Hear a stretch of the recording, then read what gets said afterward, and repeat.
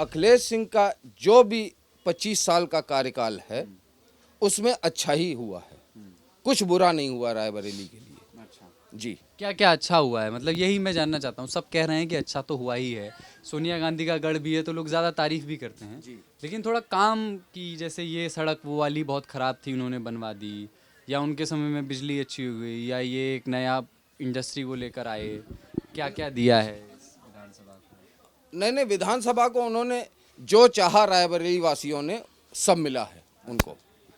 कहीं से अखिलेश सिंह का आइए बैठिए। अपोज नहीं हुआ है। अगर कोई विधायक 25 साल से यहाँ पर राज कर रहा है तो जरूर जनता के दिल में उनका कुछ जगह होगी, इसलिए वो यहाँ पर राज कर रहा है। उनका भी काम बोलता है, वो तो अखिलेश यादव का बोलता तो है, इनका भी काम अखिलेश सिंह का भी काम बोल रहा है। रायबरेली में अखिलेश सिंह जी का काम बोलता है। काम क्या क्या है ना, थोड़ा ये भी बता रहे हैं, विकास हुआ है। स्तर के काम हुए, जो भी काम हुए सारे स्तर के काम हुए।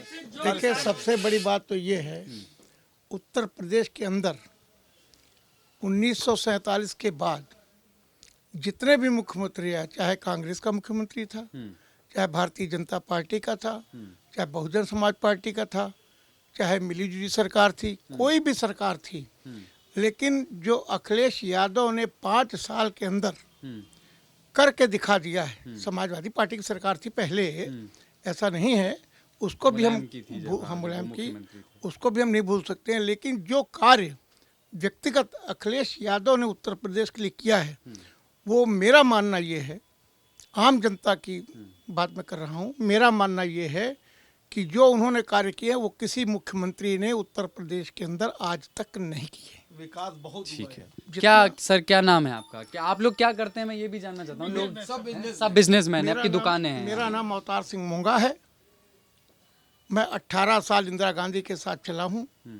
मैं पास्ट में यूथ कांग्रेस का यहाँ प्रेसिडेंट था। अच्छा, आप कांग्रेस में रहे हैं। कार्यवाहक अध्यक्ष था मैं सन 70 से लेके सन 84 तक।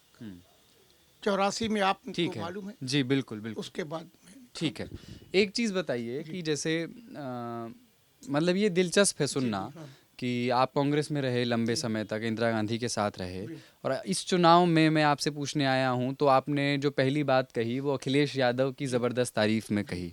मान लीजिए आगे चल के गठबंधन टूट जाए, ऐसा कोई ऐसी स्थिति, राजनीति है, कुछ भी हो सकता है, टूट जाए तो एक किस्म का पसोपेश की स्थिति आपके लिए पैदा हो जाएगी, कांग्रेस समर्थकों के लिए नहीं होगी? गुलाम नबी आज़ाद ने कहा है हालांकि 2019 तक गठबंधन जारी रहेगा, लेकिन फिर भी अगर ऐसा कुछ नहीं। मेरा मानना ये है कि जो गठबंधन हुआ है वो देश हित में हुआ है, और उत्तर प्रदेश के लिए तो बहुत अच्छा हुआ है, और आने वाले 2019 के चुनाव में भी कांग्रेस और समाजवादी पार्टी ही सत्ता में है। ठीक है, केंद्र में आपको ऐसा लगता है? सोनिया गांधी, मतलब जब मोदी लहर आई 2014 में, कुछ ही सीटें बची जहां से कांग्रेस सीट बचा पाई अपनी, ये वो सीट थी बचा पाई।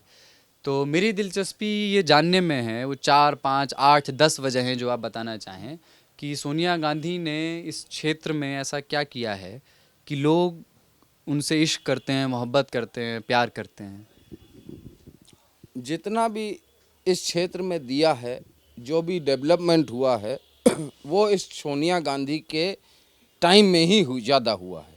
अभी जो 10 साल के टाइम, 2004 से वो सांसद हैं, 2017 है। हाँ, तो वो यहाँ पर उन्होंने शायद 10-15 ट्रेनें चला दी जो कभी भविष्य में आज तक नहीं चली, और उसके बाद अभी तक नहीं चली। उसके बाद भी कोई जो नई सरकार आती है वो उसको काटने की कोशिश करती है, राजनीतिक इसके लिए, राजनीतिक द्वेष की वजह से से। ट्रेन वेन बंद करा देते हैं क्या? हैं? कौन सी बंद? पद्मावत अभी कोहरे का बहाना करके बंद कर दी गई थी, और प्लस जो ऊंचाहार की तरफ जाती है एक पैसेंजर ट्रेन, वो भी बंद कर दी गई थी कि यहाँ के लोग, जब व्यापारी लोग और बहुत सारे लोगों ने धरना प्रदर्शन किया तो फिर से दोबारा चलाई गई है। और दूसरी चीज़, 3 साल सरकार को गए हुआ है यूपीए गवर्नमेंट को, और यहाँ पे जो एम्स बना हुआ है अभी तक ओपीडी तक नहीं चालू हुई है, जबकि यहाँ के जो भाजपा के नेता हैं अग्रवाल जी, वो गए वहाँ पे, उन्होंने मंत्री जी से मुलाकात की, केंद्र सरकार के जो ये मंत्री हैं स्वास्थ्य के, उनसे, नड्डा जी से, हाँ जेपी नड्डा जी से उन्होंने बाकायदा बात करी। उसके बाद में उसकी फ़ोटो भी पेपर में छपी कि ओपीडी चालू कराई जाए, लेकिन आज तक आज तक चालू नहीं हो पाया है। 3 साल बीत गए हैं, ठीक है। और जितनी भी योजनाएं वहाँ से आती हैं, जैसे यहाँ पे बहुत सारी योजनाएं यूपीओ गवर्नमेंट में आई हैं, जैसे रेल कोच कारखाना आया हुआ है, नाइपर आया है, और एफडीडीआई है, फुर्सतगंज में एफडीडीआई बना हुआ है, निफ्ट है, निफ्ट भी है यहाँ पे, पेट्रोलियम संस्थान है, जी पेट्रोलियम ये सब सोनिया गांधी की सोनिया देन है। गांधी की देन है, सब सोनिया गांधी सारी सोनिया गांधी की देन है। 2004 से इसके बीच इतनी सारी दिया हुआ है सब जितनी योजनाएं योजनाएं दी हाँ, हैं, जितनी योजनाएं दी हैं। योजनाओं को लागू करने का काम, एक मिनट सर, जैसे सांसद ने योजना दी, लागू करने का काम बहुत सारा ब्यूरोक्रेसी करती है ना, अधिकारी लोग करते हैं छोटे स्तर के। तो अगर क्या कोई आपकी कोई उसमें गुंजाइश है कि लागू करने, एग्जीक्यूशन के स्तर पर उन योजनाओं में कोई गड़बड़ हो या कोई कोर कसर है बाकी जिसकी सवाल बात इस बात का उठता है कि आपने भी कहा कि योजनाएं लागू करने के लिए छोटे स्तर के अधिकारी होते हैं। मेरा ये मानना नहीं है। जब केंद्र में सत्ता में सरकार बैठी हुई है और सोनिया गांधी जी सांसद हैं और बीजेपी की सरकार है, तो उनके आने के बाद रैवली में ये जो हो रहा है ये कोई सही नहीं हो रहा है। एम्स बंद, पूरा काम बंद, कोई फैक्ट्री में काम बंद, वो जो हो रहा है दिखाई दे रहा है, कोई फैक्ट्री में कोई कार्य नहीं हो रहा है। और भी एफडीडीआई है उसमें भी शिथिल कार्य है, और जो निफ्ट है उसमें भी शिथिल कार्य है। मतलब जितनी योजनाएं एम्स के लेकर के थोड़ा मैं ये भी जानना चाहता हूँ। उधर भी लोगों ने कहा कि नरेंद्र मोदी प्रधानमंत्री बन गए, उनके लिए सुनहरा मौका होता कि वो आकर के एम्स का उद्घाटन कर देते तो जनता भी थोड़ा समर्थन उनको मिलता। सुनहरा मौका था, लेकिन वो आए नहीं किसी भी वजह से। लेकिन गोरखपुर ले गए, गोरखपुर एम्स ले गए हैं।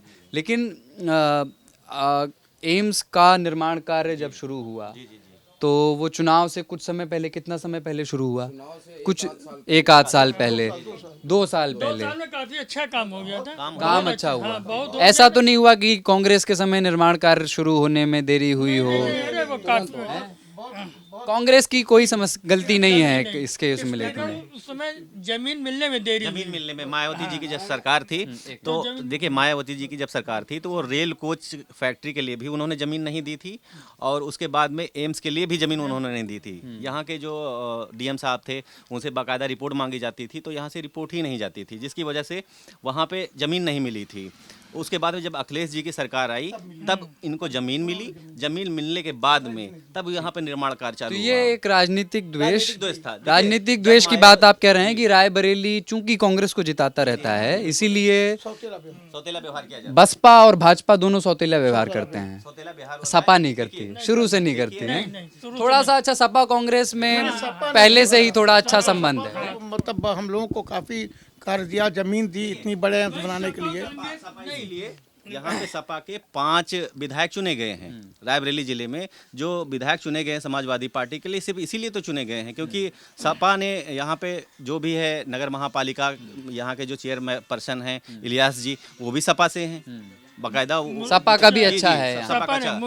मुलायम सिंह ने ये 24 घंटे बिजली भी जो मुलायम सिंह के शासनकाल में ही मिला। एक फोन पे मुलायम सिंह के शासनकाल में सोनिया गांधी जी ने फोन करा तो उन्होंने बताया कि मुझे सोनिया जी का फ़ोन आया था। बाकायदा उन्होंने रैली में, मुलायम सिंह जी ने रैली में बताया था कि मेरे पास सोनिया गांधी जी का पर्सनली फ़ोन आया था कि आप हमारे ज़िले को लाइट दीजिए। 24 घंटे लाइट आ रही है वीआईपी मुलायम जी के समय में। मुलायम जी के समय। लेकिन मायावती जी के समय में सिचुएशन यहाँ की ये थी कि रात 12 बजे लाइट कटती थी और सुबह 4 बजे लाइट आती थी। मतलब उनकी ऐसा लगता था जैसे रायबरेली की जनता के साथ उनकी पर्सनल दुश्मनी है। सोने नहीं देना है रात में। मायावती के समय में लाइट की व्यवस्था कुछ गड़बड़ थी, पीछे भी लोग बता रहे थे, अच्छी नहीं तो थी। क्या मतलब जानबूझ के भी कुछ लोग रायबरेली में कुछ जानबूझ। सरकारें सौतेला व्यवहार भी करती हैं ना। अच्छा, मैं जब दिल्ली में होता हूँ या और भी पश्चिमी उत्तर प्रदेश के कई जिले घूम करके आया हूँ तो मुझे कांग्रेस के समर्थक खोजने पड़ते हैं। कांग्रेस का वोट है, मैं ये नहीं कह रहा हूँ कांग्रेस का वोट नहीं है, लेकिन वो इतना मुखर नहीं है बातचीत में जैसे यहाँ पर लोग हैं। मैं कहीं भी किसी भी दुकान में रैंडमली घुस गया इस दुकान में और आप लोगों से बात की, आप लोग सब कांग्रेस की ही तारीफ कर रहे हैं। कांग्रेस के समर्थक बाकी जगहों पर इतने वोकल क्यों नहीं है, इतने मुखर क्यों नहीं? आप लोगों को क्या लगता है? मतलब यहाँ तो सभी लोग बोलते हैं खुल करके और जगहों पे बहुत साइलेंट वोट है। इसकी संभावित वजहें क्या हो सकती मेरा हैं? मानना ये है जो साइलेंट वोट है वो भारतीय जनता पार्टी के खिलाफ वोट है। वो जो साइलेंट है वो भारतीय जनता पार्टी के खिलाफ है। सपा और कांग्रेस के पक्ष में वो वोट जाएगा, ये मेरा मानना है। क्योंकि आज का जो वोटर है वो बुद्धिजीवी, विशेष करके जो नौजवान तबका है आपका, वो उसका झुकाव जो है सपा और कांग्रेस के साथ जुड़ा हुआ है। हम लोग व्यापारी हैं, ये नोटबंदी का प्रभाव हम लोगों ऊपर बहुत ज़्यादा पड़ा है। नोटबंदी का पड़ा है, सच में पड़ा है। बिल्कुल बिल्कुल। कई जगह पर लोग कह रहे हैं कि कोई असर नहीं नहीं नहीं, ऐसा नहीं है। सब जगह व्यापार कितना आमदनी कम हुई, कितनी क्या है? 60 से 70%। 50% से भी कम रह गया हम लोगों का बिजनेस जी, 50% से भी से भी कम कम रह रहेगा। 40% भी आप मान के चलिए कि वो भी नहीं। देख लीजिए आप मार्केट में क्या पोजीशन है। गया। अब भी ठीक नहीं हुआ है, ठीक नहीं हुआ है, नोटबंदी के अब हालात भी नहीं ठीक हुआ है। भी नहीं ठीक हुआ है। ऐसे 24,000 हफ्ते मिल रहे तो कहाँ बिजनेस बढ़ जाएगा। पैसा मिलने में तो समस्या नहीं है, पैसा तो एटीएम से मिल ही रहा है। एटीएम में काफी एटीएम में रहता ही नहीं है नहीं। पैसा। नहीं, आप संडे को जाइए तो पैसा अभी भी रिजर्व बैंक पैसा ने- मिलने में समस्या नहीं है, लेकिन नहीं, कुछ स्लो हो गया है मामला रिजर्व अर्थव्यवस्था बैंक ने अभी इशू ही नहीं किया पैसा। इन लोगों ने नोटबंदी तो इस तरह की है जिस तरह कोई डाका डाल रहा है देश के अंदर, देश को लूट रहा है। बताइए, नोट प्रचलन में जब होता है तो व्यापारी का ये टर्नओवर होता है, ये टर्नओवर इसको बोलते हैं। ये कोई काला धन नहीं था जो इतनी मतलब इन्होंने तो अपने जो बड़े बड़े इनके ओहदेदार थे, टाटा है आपका, रिलायंस है, और जितने हैं सबको इन्होंने भर दिया पहले ही। और गरीब आदमी जो लाइनों में लग के मरे हैं उनके हाल पूछिए। हम व्यापारी हैं, हमारा कपड़े का बहुत बड़ा व्यापार यहाँ पर। हम लोग जानते हैं कि मतलब जो समझिए कि हमारे यहाँ जो है कोई कस्टमर नहीं, लगन बीत गई, सब कुछ बीत गया, लोग शादी से चूक गए, बच्चे उनकी बच्चियाँ रह गई, मतलब जो है लोगों ने सुसाइड कर लिया, किसान मर गया, बो नहीं पाया, खेती नहीं बो पाया, कुछ नहीं कर पाया। बताइए ये क्या हालात इन्होंने कर दिए देश के अंदर। और आज भी परिस्थितियाँ नोटबंदी के नुकसान देखिए सर हुआ है किसानों को इसलिए हुआ है क्योंकि उस समय फसल कटी हुई थी। जो फसल कटी हुई थी वो धान की फसल कटी हुई थी, तो उसको मार्केट के हिसाब से 1350 रुपए के हिसाब से उसको पैसे मिलने चाहिए थे, जो सरकार गवर्नमेंट का रेट है। उस समय सिचुएशन ये थी कि आदमी किसान के पास जब फसल कटती है तो उसके पास जो पीछे का खाद का पैसा देना होता है, उसको जुताई का पैसा देना होता है, वो सब मार्केट में उधार होता है। और जैसे ही फसल कटती है, फसल बेचने के बाद में उसको मार्केट का पैसा वापस करना होता है। उसी समय सिचुएशन ये हुई कि नोटबंदी हो गई, और नोटबंदी होने की वजह से उस किसान को जो पैसा देना था वो 8 रुपए किलो के हिसाब से 8 रुपए किलो के हिसाब से उसने बेचा मार्केट में, क्योंकि उसको कैश चाहिए था। उसको कैश चाहिए था। अगर वो मंडी में जाता तो उसको बाई चेक देता, चेक मिलता, और चेक मिलने के बाद में उसके पास मेन चीज़ ये है कि वो खाते में डालता, वो क्लियर होता, उसके बाद में 15 दिन का टाइम लगता, फिर उसके बाद में उसको 4,000 रुपए मिलते पर डे के हिसाब से, या उसकी लिमिट बढ़ी 24,000 रुपए की, तो उसको तो तुरंत ठीक हार्ड है, कैश देना था। ठीक है। आप लोग रायबरेली सदर में बैठे हैं और पढ़े लिखे लोग हैं, व्यापारी हैं, आप लोग काम करते हैं, इसीलिए मेरी दिलचस्पी कि ये सवाल भी पूछ लूँ लगे हाथ कि किसान जो है, मतलब हर जगह पर बहुत जातीय समीकरण होते हैं चुनावों में कि ये वोट किसको कट के जा रहा है, इनका वोट किसको जा रहा है। क्या नोटबंदी ने जातीय समीकरणों को ट्रांसेंड कर दिया है? मतलब कि क्या एक ऐसा वर्ग पैदा हुआ है गांवों में, आसपास या शहरों में? ईमानदारी से बताइएगा, ये हो रहा है या नहीं? मुझे पता है आप लोग किसके समर्थक हैं, आपने बता ही दिया, लेकिन क्या ऐसा हो रहा है इस चुनाव में कि नहीं, मैं पूरा सवाल सुन लीजिए कि ये है कि क्या कोई एक ऐसा वर्ग पैदा हो रहा है जो जाति से उठ करके कह रहा है कि हम सब नोटबंदी के सताए हुए लोग हैं, इसलिए हम इस बार इसको नहीं उसको वोट देंगे? क्या ऐसा कुछ हो रहा है? ऐसा नहीं, ऐसा कोई जाति है भी बड़ा फैक्टर। नहीं, कोई जातिवाद का फैक्टर नहीं है, किसी प्रकार का भी नहीं है। नहीं, वही तो मेरा सवाल आज जो ये चुनाव हो रहा है, शहर है, रायबरेली शहर है, यहाँ पे जाति और धर्म के नाम पे कभी भी राजनीति नहीं हुई है। यहाँ सच बता रहे हैं एकदम ईमानदारी से, ये रायबरेली सदर है, रायबरेली शहर है ये। यहाँ पे कभी भी किसी ने जात के नाम पे, धर्म के नाम पे वोट का बंटवारा नहीं हुआ है, न लोगों ने वोट दिया है। ये सिर्फ कैंडिडेट दे के लोगों ने वोट दिया है। अगर कैंडिडेट दे के वोट नहीं देते तो यहाँ पे अखिलेश जी 5 बार से विधायक नहीं होते, 5 बार से विधायक नहीं होते, क्योंकि यहाँ पे मुस्लिम बाहुल क्षेत्र भी है। यहाँ पे आधा, आप पीछे साइड में जाएंगे, पीछे जो शहर है, आधे मुसलमान बंधु रहते हैं हमारे, ठीक है, लेकिन उनके अंदर ऐसी बातें कुछ भी नहीं। यहाँ कभी अखिलेश जी हिंसा भी नहीं हुई है, कभी हिंसा कभी नहीं हुई ठीक है, है, ये सब चीजें कभी। नहीं अच्छा, एक सवाल और सर, अखिलेश सिंह के बारे में लोग कहते हैं बाहुबली छवि, थोड़े दबंग टाइप के हैं, आरोप उन पर लगते हैं। आप लोग कैसे देखते हैं इन चीजों को? ऐसा है कि जो भी व्यक्ति, पहली बात तो रायबरेली में जिले भर में कोई ऐसा शख्स आपको नहीं मिलेगा जो अखिलेश जी के बारे में ये शब्द कहे जो आपने कहे हैं। हाँ, मतलब मैं यही बता रहा हूँ, पूछ रहा हूँ। ये शब्द बिल्कुल नहीं गलत हैं, कोई भी नहीं। अखिलेश जी की इतनी छवि यहाँ अच्छी है, पहली बात तो सबसे बड़ी बात, इस जिले के अंदर गुंडागर्दी बिल्कुल नहीं है।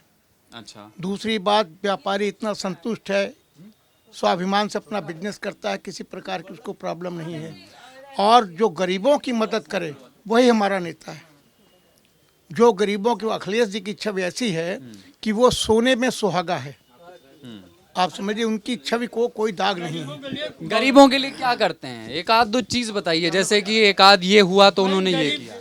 किसी गरीब के घर में आग लग गई तो वहाँ पहुँचे, उनको जो उनको देना है ये करते हैं। आग लग गई गरीब। किसी गरीब के घर में देखिए, शादी हमारे है, रायबरेली में अखिलेश जी की वो छवि है कि अगर किसी के घर में आग लगी है तो सरकारी सहायता बाद में पहुंची है, अखिलेश जी पहले पहुंचे हैं। अखिलेश सिंह जो यहाँ के विधायक हैं वो पहले पहुंचे। आग लगती है गरीब घर में पहले पहुंच जाते हैं। पहले पहुंचे। अगर किसी लड़की, गरीब लड़की की शादी है तो उन्होंने तन मन धन तीनों चीजों से उस व्यक्ति की मदद की है। और एक कॉमन मैन को, जो गांव में किसान है, घर में खेती करता है, एक छोटे तबका का इंसान है, उसके लिए राजनीति कोई माने नहीं रखती है। उसके लिए सिर्फ यही माने रखता है कि वो भैया विधायक जी कितना व्यवहार कैसा है, उनका व्यवहार कैसा है, कितना एक्सेसिबल अगर है, कितना जो भी पहुंच में व्यक्ति उनके पास गया है, अपनी समस्या बताई है, तो वो निराश वापस कभी नहीं आया है। उसको पूरा सम्मान उन्होंने दिया है, इसीलिए वो 5 बार से यहाँ पे विधायक हैं।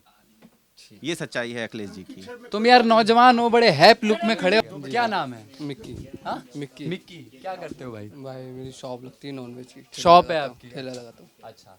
क्या है यहाँ, आप यहीं के रहने वाले हो? जी जी। क्या है यहाँ का माहौल, कि काम वाम कैसा है, पुलिस उलिस का हिसाब किताब कैसा है? अरे ठीक है, हमारे हिसाब से तो यहाँ पे ठीक ही है। ठीक है। कांग्रेस के हिसाब से। कांग्रेस का ठीक ठाक है, पर जब से नोटबंदी हुई है डाउन हो गया दुकानदार। थोड़ा बिजनेस डाउन हो गया है। जितनी इनकम निकलती है उससे हाफ हो गई मेरी। हाफ हो गई आपकी। आप नॉन वेज का ठेला लगाते हैं और हाफ हो मेरे गई। यहाँ पे कम से कम हो गया 45-40 साल से शॉप लगती। मेरे बाबा की जमाने। बाबा जी लगाते थे आपके, और तीसरी पीढ़ी है मेरी। तीसरी पीढ़ी लगा। जी जी, मैं हूँ, मेरी मॉम। आप और आपकी मम्मी हैं। ठीक है। आपने पढ़ाई की है? सॉरी भाई, पढ़ाई नहीं की है। ठीक है, लेकिन आपका लुक बहुत अच्छा है। अरे मेरे फ्रेंड दिल्ली में रहते हैं, मैंने देखा, हमने कहा दिल्ली से आप लोग आए हुए हैं, अच्छा, दिल्ली में आपके दोस्त रहते हैं? पढ़ाई वढ़ाई करते हैं। उन लोग तो बुलाते भी हैं जॉब पर, नहीं अब इतनी पढ़ाई वढ़ाई किया ही नहीं है, कभी इतना वक्त नहीं मिला, बचपन से ऐसा हादसा वैसा हो गया था इसलिए। हाँ, घर परिवार की समस्याएं हैं। ठीक है यार, लगे रहो, संघर्ष करते रहो सब।